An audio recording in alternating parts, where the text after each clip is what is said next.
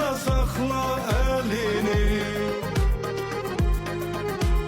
Can alan gözünü ben özüm çekim. Gözüne çatan da sakla elini.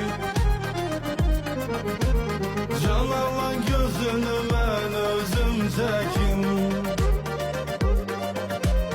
Ya fırçana kalem ihtiyaç değil. Herkesin nurunu tek Allah verir. Güzelliği ancak ki sadeliktedir.